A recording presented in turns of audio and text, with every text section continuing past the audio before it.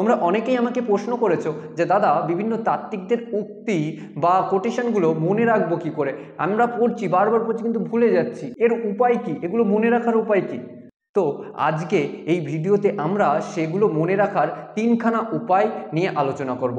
তো চলো শুরু করা যাক। তো প্রথম উপায় কি? প্রথম উপায় হচ্ছে প্রেক্ষাপট জানা। প্রেক্ষাপট বলতে যে সেই উক্তিটি সেই তাত্ত্বিক কোন প্রেক্ষাপটে দিয়েছিল, সেই প্রেক্ষাপটটা যদি আমরা জানতে পারি তাহলে সেই তাত্ত্বিকের নামটাও আমরা মনে রাখতে পারবো এবং কোনো তাত্ত্বিক কি প্রেক্ষাপট দিয়েছে সেটাও আমরা মনে রাখতে পারবো।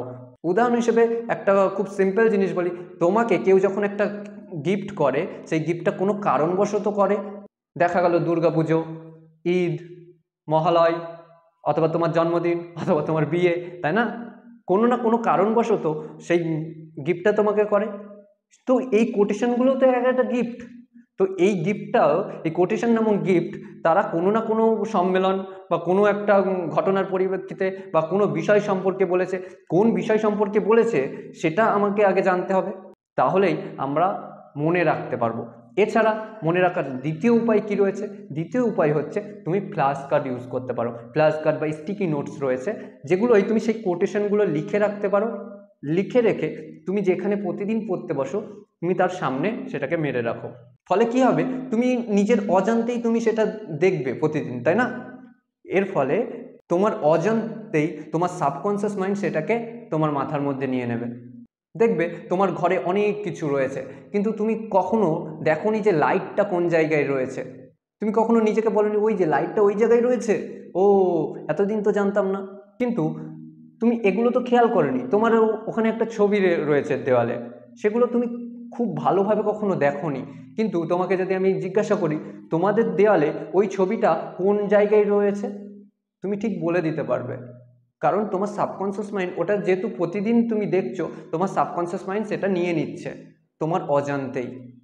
তো এভাবেও মনে রাখা যেতে পারে। আর 3 নম্বর টিপস হচ্ছে যে বারবার রিভিশন করা, ওই জিনিসটাকে বারবার পড়া।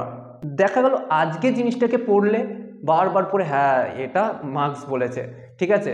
যেরকম আমরা একটা উদাহরণ দিই, রাষ্ট্র হচ্ছে শ্রেণী শোষণের যন্ত্র, এটা কার্ল মার্কস বলেছিল বা মার্ক্সবাদীরা বলেছিল, এটা আমি মনে রেখেছি আজকে, কালকে যেই ভুলে যাচ্ছি তো কালকে আরেকবার পড়ে নিই, পরশু দিন আরেকবার পড়ে নিই। তুমি যখন 4-5 বার একটা জিনিসকে পড়ে নেবে তো সেটা তুমি কখনোই ভুলবে না। এখন তোমাদের প্রশ্ন, দাদা আমি তো একবারে বসে আমি 4-5 বার পড়ে নিই। আরে না, পরের দিন পড়ো। কারণ আমরা যখন পড়ছি তখনই তো বলছি না, এখন খাচ্ছি, এক্ষুনি আবার খিদে পাবে না তো, তাই না? রাতে খিদে পাবে আমার। তো সেই রকমই আমি এখন জিনিসটাকে পড়লাম, আমরা সেটাকে আবার পরবর্তীতে যখন ভুলে ভুলে যাব তখন আবার পড়ব, তারপরে আবার যখন ভুলে যাব আবার পড়ব। বুঝেছো? আশা করি বোঝাতে পেরেছি। তো এই 3টে টিপস তোমরা যদি ফলো করো, আশা করছি যে সেগুলো তুমি মনে রাখতে পারবে। তো আজকে এই পর্যন্তই, সঙ্গে থাকার জন্য ধন্যবাদ। আর ভালো লাগলে শেয়ার করে দিও, আর তোমার বন্ধুদেরকেও জানিয়ে দাও যে কিভাবে কোটেশন মনে রাখা যেতে পারে। ওকে, তো আজকে এই পর্যন্তই।